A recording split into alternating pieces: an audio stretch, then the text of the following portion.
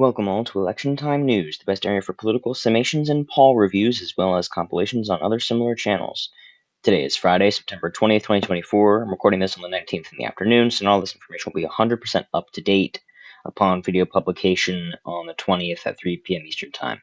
However, this is my third video in the state-by-state analysis series, going in order of poll closing time. The third state as such will be the state of Pennsylvania. Polls will close across the entire state 9 p.m. Eastern Time on election night. Pennsylvania, the Keystone State, will be the keystone to this election season. Both candidates have spent multiple millions of dollars in advertising, visits, and more to the state, trying to sway the few thousand votes in their directions that they need to secure the 19 electoral votes the state holds after having lost one post-reapportionment. Looking at the state's voting history, we can see that it did vote Democrat for a long time, back from 1992, after the Reagan and Bush sweeps. From 1992, it voted in the northeastern blue wall all throughout the 2000s and swung very hard to the left for Obama. And as recently as 2012, went to Obama by 5.4%. But then it went to Donald Trump in 2016 by 0.72%, and then went back for Joe Biden by 1.2 points in 2020. It stayed in the Democratic column for a very long time due to the white working class electorate being a key backing for the Democratic Party up until the last few election cycles, when Donald Trump helped bring these areas to the Republican Party, especially these working class voters that used to work in manufacturing jobs.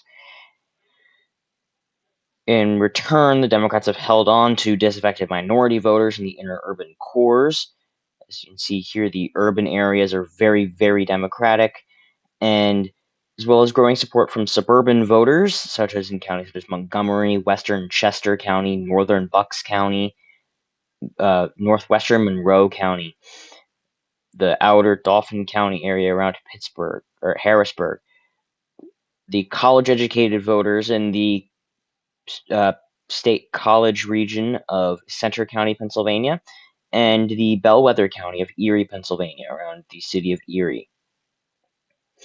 Particularly suburban women have started moving over to the Democratic column, especially in the wake of the abortion issue, which is a key thing for Democrats, specifically in the Rust Belt, which is not as effective in the Sun Belt, as they are typically more religious and thus more socially conservative.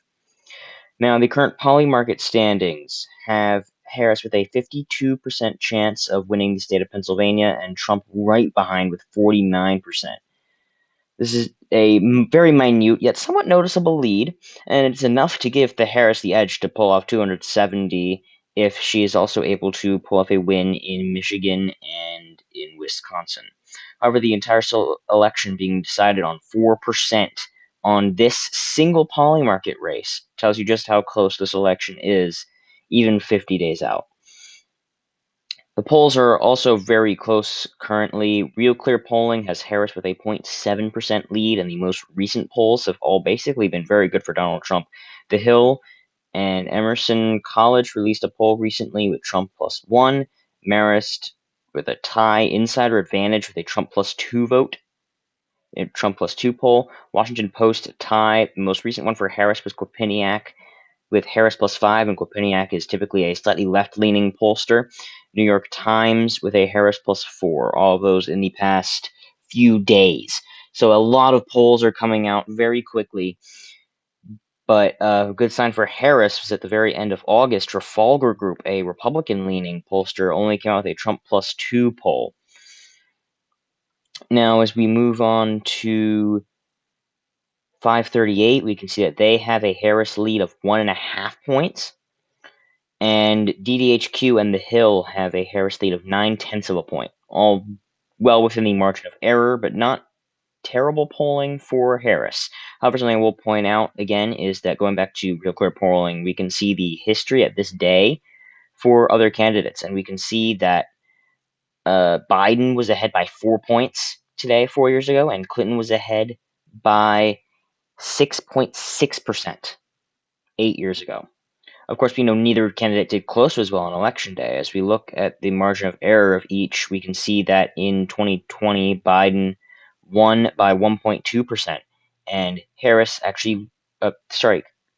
Clinton lost the state by 0.72%, which is the polls underestimating Trump by a whopping 7.3%, and they underestimated Trump in 2020 by 1.2%. Now, of course, polling procedures have gotten better since these years, as we've made out what exactly has made these numbers be so far off. But the average of these errors is still underestimating the Republican Party by 5.05%, which, of course, averaging these three polling averages from these three pollsters, Real Clear Polling, 538, and DDHQ in the Hill, would actually have Trump be ahead by just over 4 points, which would be his third greatest margin of victory out of any swing state in any election he's been in, only after 2016 Ohio and 2016 Iowa, both of which he won by 8 and 9 points respectively. Now, again, as we've gotten better at polling, I don't think that the margin of error will be that high, but I think this low margin with historically Democratic-leaning polls is not the best sign for Harris. Now, unless we see something on election night like the 2022 polling that actually underestimated Democrats, this could spell disaster for the campaign, as if Trump wins in the two states I've previously gone over, Georgia and North Carolina, and then wins Pennsylvania, as we can see on our map, that would get him 270 electoral votes. So this is if Trump does win these two, Harris must win Pennsylvania. However, luckily for Harris, I don't see this happening. I think the trends from the white working class and college-educated voters will hold up, especially the white women on the abortion issue will help hold the state for Harris. I do see her actually losing a county that Biden won. I believe it is Northampton County. Northampton County, which was very, very close and just barely flipped for Biden in 2020. Mainly due to the white male population, especially older people that flipped from Trump to Biden that are not as likely to support Harris. But I do see Harris winning Pennsylvania by a few thousand votes, somewhere between half a point to a point, narrower than Biden's win in 2020, but more than I'd say probably about Trump's win in Michigan in 2016. So as such, on our map, I will be putting Pennsylvania down as tilt Democrat, giving Harris a absolutely necessary 19 electoral votes, and this holds off Trump from victory, but if he can win 2 of the remaining states, except if one is Nevada, then he can still hit 270 and become the second president to have 2 non-consecutive terms. Again, thank you all so much for watching, and have a fabulous rest of your day. Stay safe and tune in tomorrow for my analysis for the state of Michigan.